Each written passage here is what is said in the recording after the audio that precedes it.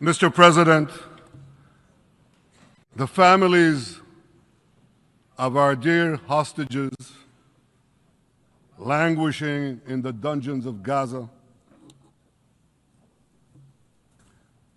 ladies and gentlemen, last year I stood at this podium and I showed this map.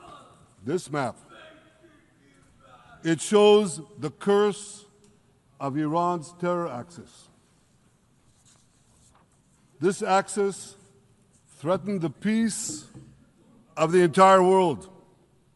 It threatened the stability of our region and the very existence of my country, Israel. Iran was rapidly developing a massive nuclear weapons program and a massive ballistic missile program.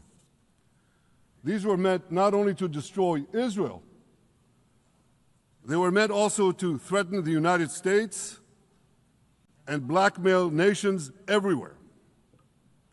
From Gaza, Yahya Sinwar dispatched waves of Hamas terrorists. They stormed into Israel on October 7th and committed acts of unspeakable savagery. From Lebanon, Hassan Nasrallah had launched thousands of missiles and rockets at our cities, terrorizing our citizens. In Syria, the murderous dictator Assad hosted Iran's forces, tightening a noose of death around our throats. In Yemen, the Houthis launched ballistic missiles at Israel while choking global trade at the mouth of the Red Sea. So what's happened over the past year? We've hammered the Houthis, including yesterday. We crushed the bulk of Hamas's terror machine. We crippled Hezbollah, taking out most of its leaders and much of its weapons arsenal. You remember those beepers, the pagers? We paged Hezbollah, and believe me, they got the message. And thousands of terrorists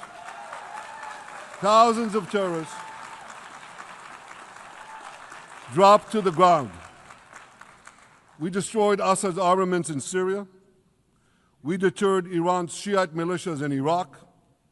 And most importantly, and above anything else that I could say to you or that we did in this past year, in this past decade, we devastated Iran's atomic weapons and ballistic missiles programs.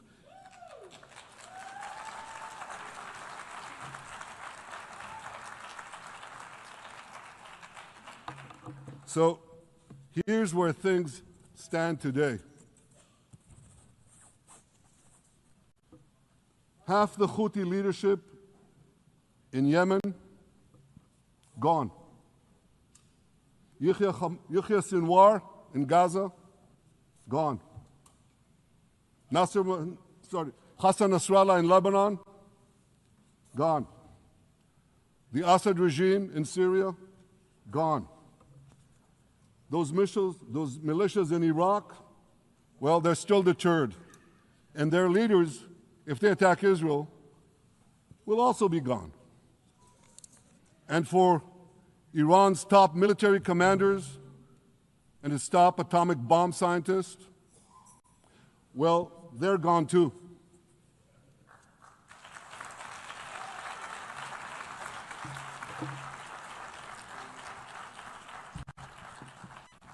Israel's 12-day war with Iran, which I renamed Operation Rising Lion, that's from the Bible. This 12-day war will go down in the annals of military history. Our daring pilots neutralized Iran's missile defenses and took control of the skies over Tehran. And you saw this. Israeli fighter pilots and American B-2 pilots bombed Iran's nuclear enrichment sites. I want to thank President Trump for his bold and decisive action.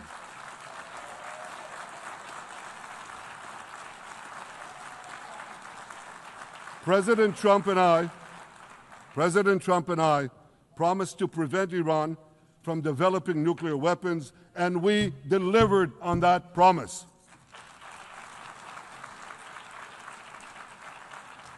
We removed an existential threat to Israel rather, and a mortal threat to the civilized world. We lifted a dark cloud that could have claimed millions and millions of lives. But, ladies and gentlemen, we must remain vigilant. We must remain absolutely clear-minded and vigilant. We must not allow Iran to rebuild its military nuclear capacities. Iran's stockpiles of enriched uranium, these stockpiles must be eliminated. And tomorrow, UN Security Council sanctions on Iran must be snapped back.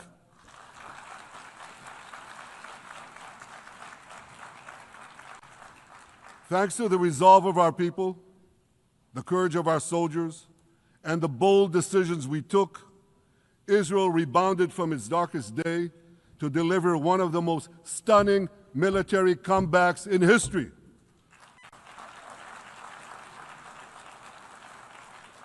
But we're not done yet. The final elements, the final remnants of Hamas are holed up in Gaza City. They vow to repeat the atrocities of October 7th again and again and again, no matter how diminished their forces. That is why Israel must finish the job. That is why we want to do so as fast as possible.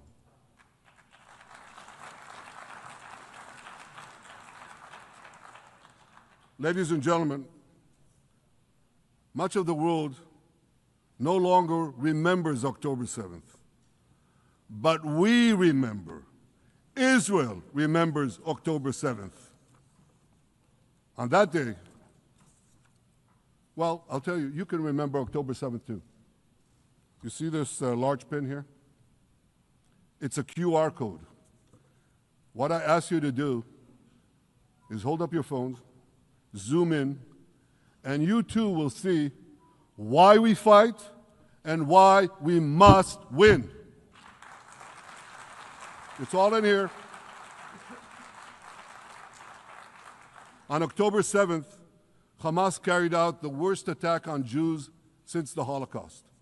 They slaughtered 1,200 innocent people, including over 40 Americans and foreign nationals from dozens of countries represented here. They beheaded men. They raped women. They burnt babies alive. They burnt babies alive in front of their parents. What monsters. And these monsters took more than 250 people hostage. And those included Holocaust survivors, grandmothers and their grandchildren. Who takes hostage grandmothers and grandchildren? Hamas does.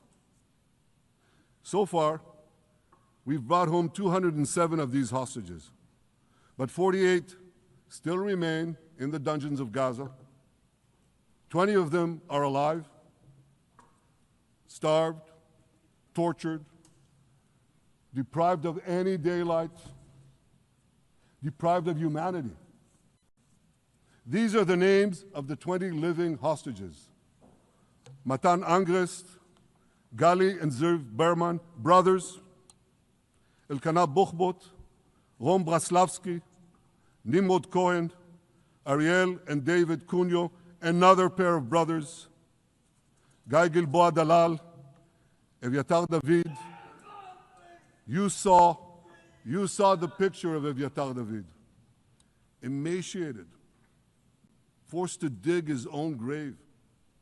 Maxim Herkin, Eitan Horn, Segev Kalfon, Bar Cooperstein, Omri Meran, Eitan Moore, Yosef Chaim Ochana, Alon Ohel, Avinatam Or, and Matan Tsengarker. Now, ladies and gentlemen, I want to do something I've never done before. I want to speak from this forum directly to those hostages through loudspeakers. I've surrounded Gaza with massive loudspeakers connected to this microphone in the hope that our dear hostages will hear my message. And I'll say it first in Hebrew and then in English. Achenu hagiburim, מדבר ראש הממשלה בנימין נתניהו. אני פונה עליכם מעל בימת האו"ם. לא שכחנו אתכם, אפילו לא לשנייה. העם כולו איתכם, ואנחנו לא נשקוט ולא נרפה עד שנחזיר את כולכם הביתה, החיים והחללים כאחד.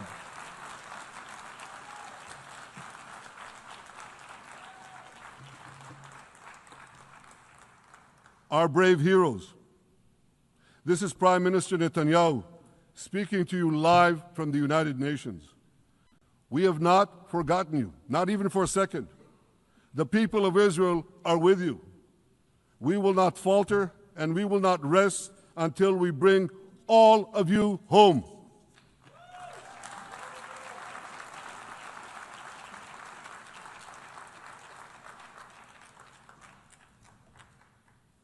Ladies and gentlemen, thanks to special efforts by Israeli intelligence, my words are now also being carried. They're streamed live to the cell phones of Gazans. So to the remaining Hamas leaders and to the jailers of our hostages, I now say, lay down your arms. Let my people go. Free the hostages, all of them, the whole 48. Free the hostages now.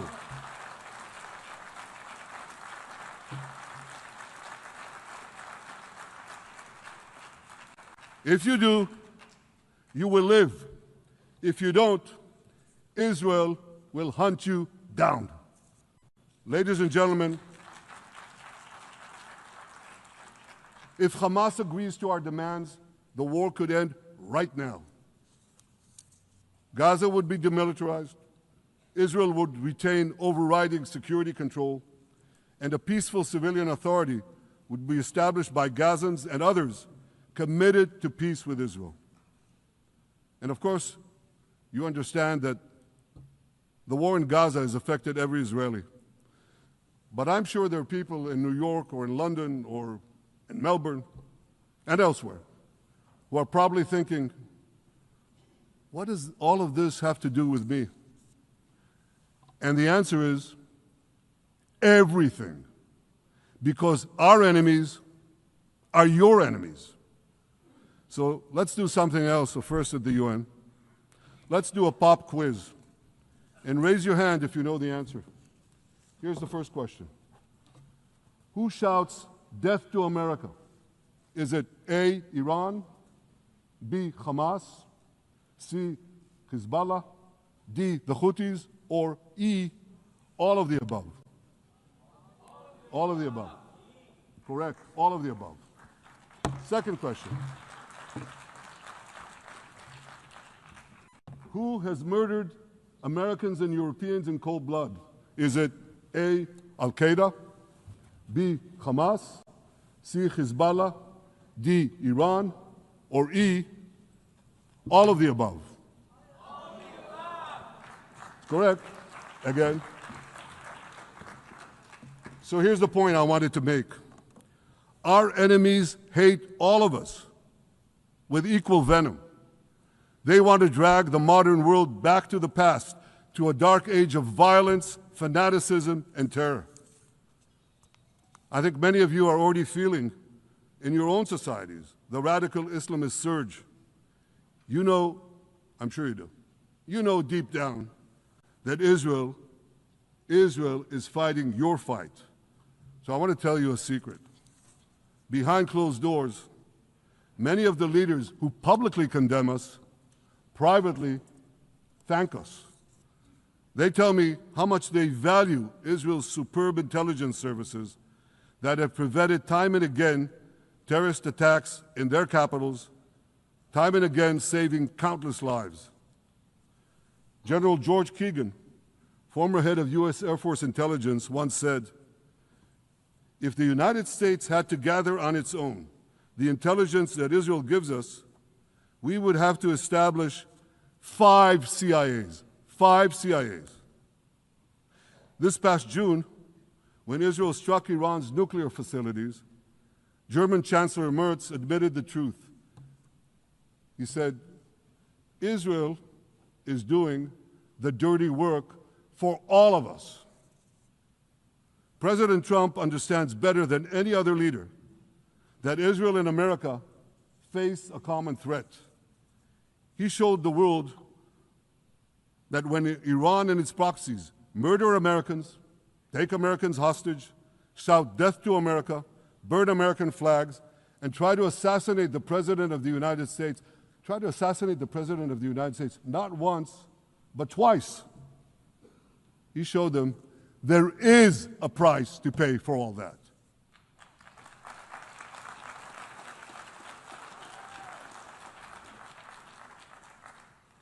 But regrettably, many leaders who are represented in this hall, they send a very different message. Sure, in the days immediately following October 7th, many of them supported Israel. But that support quickly evaporated when Israel did what any self-respecting nation would do in the wake of such a savage attack. We fought back. Now just imagine, just sit back for a second and imagine an attack against America proportioned to the attack against Israel on October 7th.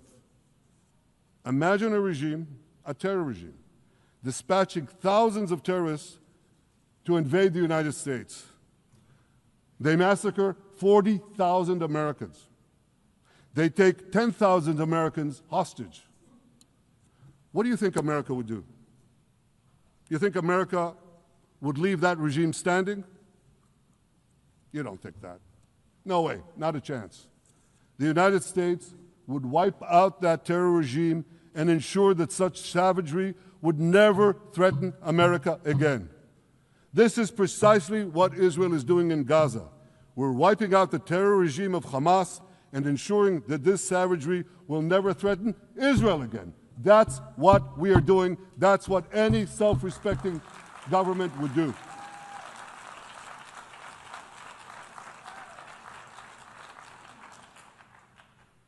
Yet, and it's a yet that I'm sorry to say here, yet over time, many world leaders buckled. They buckled under the pressure of a biased media, radical Islamist constituencies, and anti-Semitic mobs. There's a familiar saying, when the going gets tough, the tough get going. Well, for many countries here, when the going got tough, you caved. And here's the shameful result of that collapse. For much of the past 2 years, Israel has had to fight a seven-front war against barbarism with many of your nations opposing us. Astoundingly, as we fight the terrorists who murdered many of your citizens, you are fighting us. You condemn us, you embargo us, and you wage political and legal warfare, it's called lawfare, against us. I say to the representatives of those nations, this is not an indictment of Israel. It's an indictment of you. It's an indictment of weak-kneed leaders who appease evil rather than support a nation whose brave soldiers guard you from the barbarians at the gate. They're already penetrating your gates. When will you learn? You can't appease your way out of jihad, and you won't escape the Islamist storm by sacrificing Israel. To overcome that storm, you have to stand with Israel. But that's not what you're doing.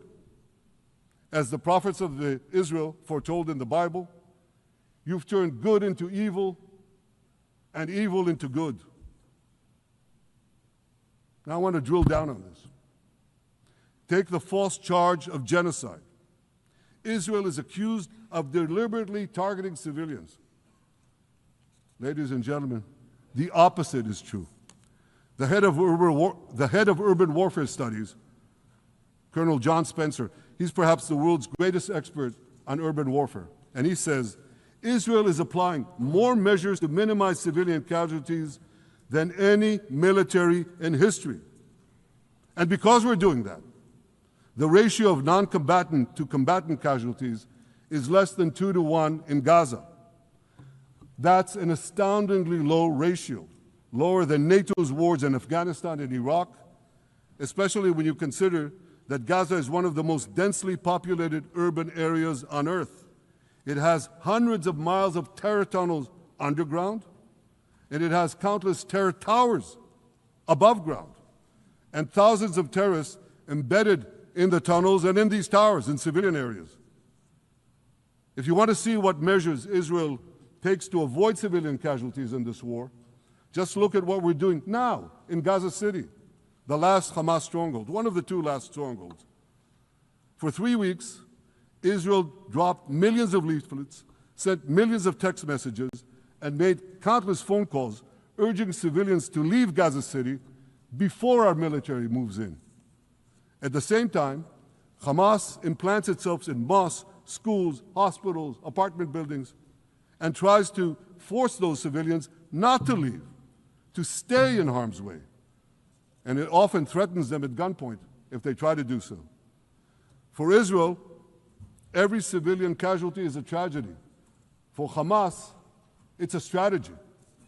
Hamas uses civilians as human shields and as props in its sick propaganda war in Israel, against Israel, a propaganda war that the Western media buys hook, line, and sinker. Now, despite Hamas's threats, close to 700,000 Gazans, almost 750,000, have already heeded our calls and moved to safe zones. Now I want to ask you a simple question, a simple, logical question. Would a country committing genocide plead with the civilian population it is supposedly targeting to get out of harm's way? Would we tell them, get out, if we want to commit genocide? We're trying to get them out. And Hamas is trying to keep them in. And this charge is so baseless. The comparison to genocide, wholesale slaughter of populations. What, did the Nazis ask the Jews to leave, kindly leave, go out? Did others, you want me to name all the genocidal leaders of history? Just go one by one. Did anyone do this? Did they say, get out so we can come in? Of course not. So the truth has been turned on its head. Hamas, a genocidal terrorist organization whose charter calls for the murder of all Jews on the planet. This genocidal organization is given a pass. It's barely mentioned. While Israel, which does everything it can to get civilians out of harm's way, Israel is put in the dock. What a joke. You want to hear another one? Israel is accused of deliberately starving the people of Gaza when Israel is deliberately feeding the people of Gaza. Since the beginning of the war, Israel has let into Gaza more than 2 million tons of food and aid. That's 1 ton of aid for every man, woman, and child in Gaza. Nearly 3,000 calories per person per day. Some starvation policy. If there are Gazans who don't have enough food, it's because Hamas is stealing it. Hamas steals it, hoards it, and sells it at exorbitant prices to fight its war machine. Last month, even the UN, not exactly a supporter of Israel. You're supposed to laugh, by the way. Last month, even the UN admitted that Hamas and other armed groups looted 85% of the trucks. That's why you have deprivation. Those who peddled the blood libels of genocide and starvation against Israel are no better than those who peddled blood libels against the Jews in the Middle Ages when they falsely accused us of poisoning wells, spreading plague, and using the blood of children to bake Passover matzahs. Anti-Semitism dies hard. In fact, it doesn't die at all. It just keeps coming back with its libelous lies, refurbished, regurgitated over and over again. And I want to tell you something else. These anti-Semitic lies, they have consequences. In recent months, Jews have been assaulted in Canada, Australia, Britain, France, the Netherlands, and elsewhere. Here in America, an elderly Holocaust survivor was burned to death in Colorado. And a beautiful young couple from the Israeli embassy in Washington was brutally gunned down right in front of the Holocaust Museum there. Thankfully, President Trump's administration is forcefully fighting the scourge of anti-Semitism, and every government here should follow its lead. But instead, many do the opposite. They actually reward the worst anti-Semites on earth. This week, the leaders of France, Britain, Australia, Canada, and other countries unconditionally recognized a Palestinian state. They did so after the horrors committed by Hamas on October 7th. Horrors praised on that day by nearly 90% of the Palestinian population. Now, let me say that again. Nearly 90% of Palestinians supported the attack on October 7th. It's not supported only, they celebrated it. They danced on the rooftops. They threw candies. That's both in Gaza and in Judea, Samaria, the West Bank, as you call it. And it's just the way they celebrated another horror, 9/11. They danced on the rooftops. They cheered. They threw candy.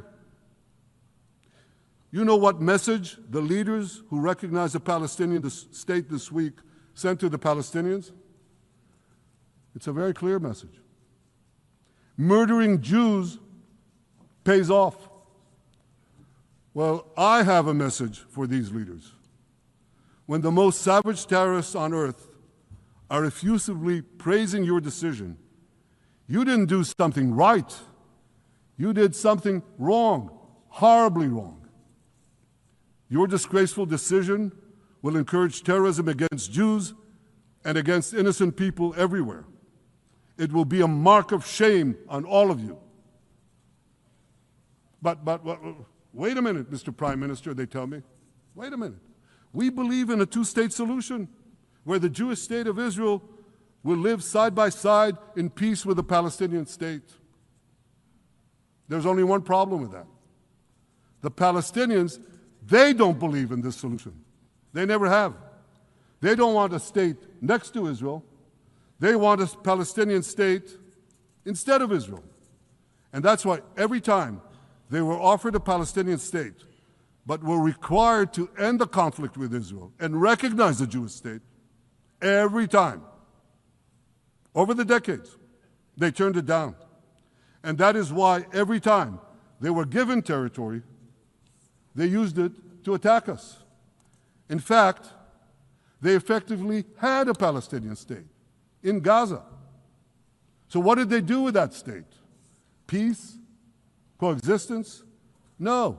They attacked us time and time again. Totally unprovoked. They fired rockets into our cities. They murdered our children. They turned Gaza into a terror base from which they committed the October 7th massacre. So here's the uncomfortable truth. The persistent Palestinian rejection of a Jewish state in any boundary is what has driven this conflict for over a century. It is still driving it. It's not the absence of a Palestinian state. It's the presence and existence of a Jewish state. And I find it amazing that the foreign chancelleries and the ministries and all those who pontificate about this, and the leaders, how can they not see this basic truth when it is repeated again and again and again ad nauseum? And I want to say something else. This rejection of a Jewish state not only applies to Hamas, it also applies to the so-called moderate Palestinian Authority. You should know that the Palestinian authorities pays terrorists to slay Jews. The more Jews the terrorists slay, the more the Palestinian Authority pays. The Palestinian Authority names its government buildings, its public squares, its schools, after the mass murderers of Jews, which they glorify as martyrs. They pay and glorify not just the killer of Jews, but also killers of Christians. Christians like Taylor Force, an American veteran who was brutally murdered in Israel by Palestinian terrorists. But, that I hear from the Western leaders. They tell me, the PA promised us it will reform. And I know this time, Prime Minister, it will be different. Yeah, right. We've heard these promises for decades. They always promise. They never deliver. Because you see, the Palestinian Authority is corrupt to the core. They haven't held elections in 20 years. They use the same textbooks as Hamas, exactly the same textbooks. They teach their children to hate Jews and destroy the Jewish state. And Christians don't fare much better. When Bethlehem, the birthplace of Jesus, was under Israeli control, 80% of its residents were Christians. But since the PA took control, that number has dwindled to under 20%. These are the people you want to give a state to? What you're doing is giving the ultimate reward to intolerant fanatics who perpetrated and supported the October 7th massacre. Giving the Palestinians a state 1 mile from Jerusalem after October 7th is like giving Al-Qaeda a state 1 mile from New York City after September 11th. This is sheer madness. It's insane, and we won't do it.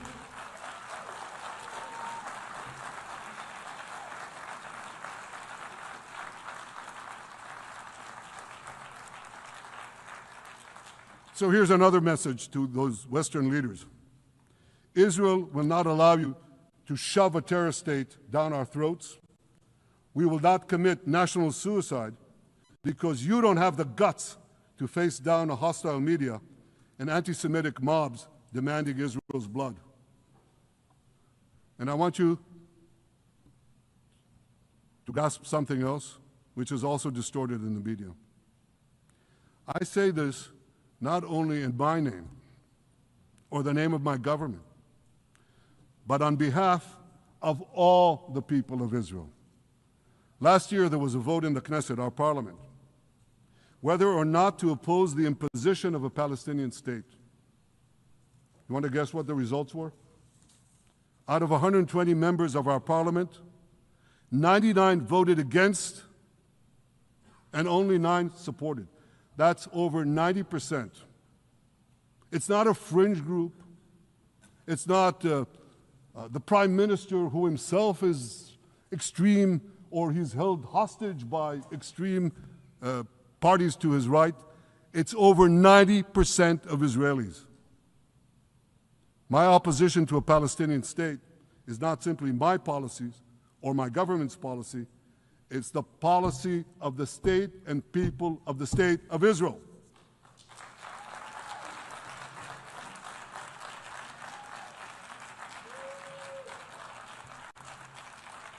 Western leaders may have buckled under the pressure. And I guarantee you one thing, Israel won't. Israel's victories over the Iranian... Thank you, I know you won't too, that's good. Israel's victories over the Iranian terror axis have opened up possibilities for peace that were unthinkable 2 years ago. Take Syria. For decades, the very idea of peace between Israel and Syria seemed unimaginable. Well, no more. Today, we have begun serious negotiations with the new Syrian government.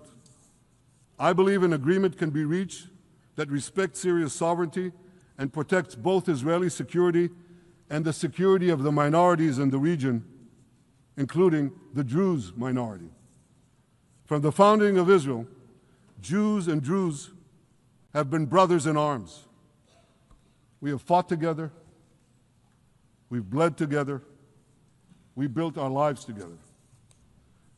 When I was a young commander in Israel's Special Forces, my own life was saved by the invaluable advice given to me by a great friend, Salim Shufi, a heroic Druze IDF veteran.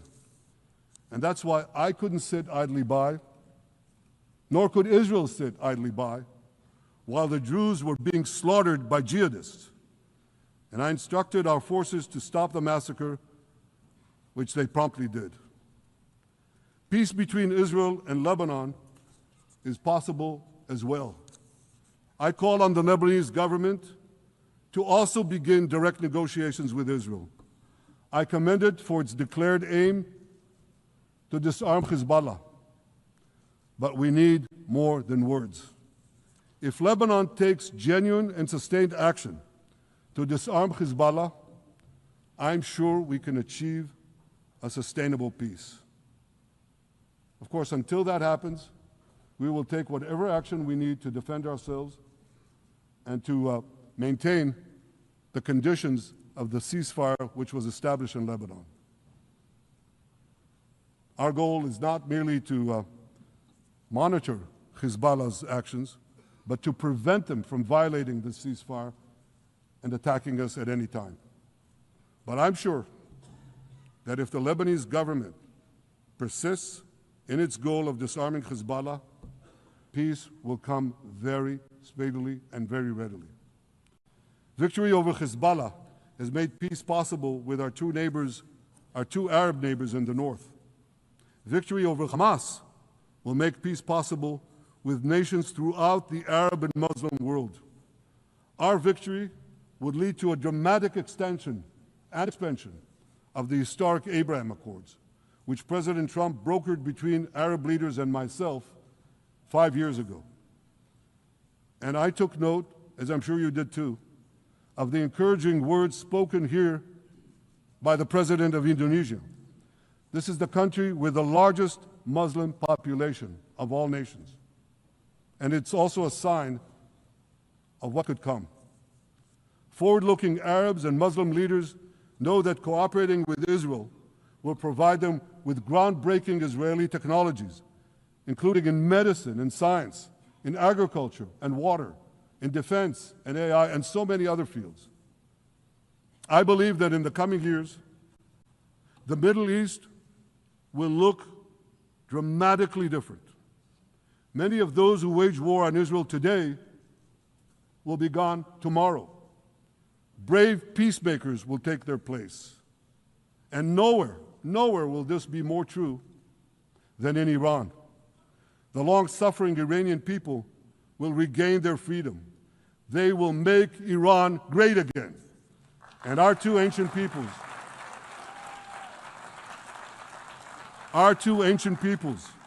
the people of Israel and the people of Iran, will restore a friendship that will benefit the entire world. Ladies and gentlemen,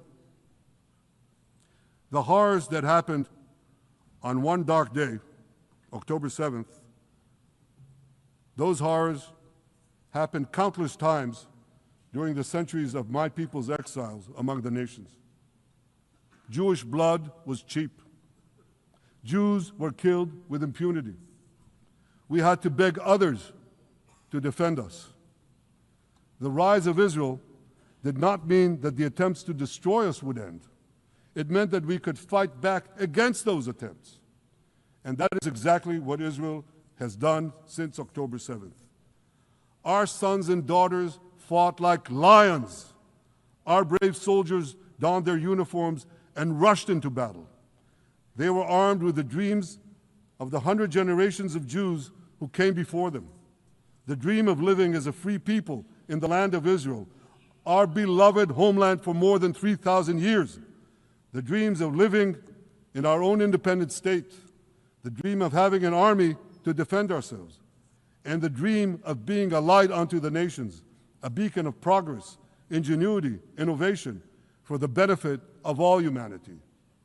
On October 7th, the enemies of Israel tried to extinguish that light.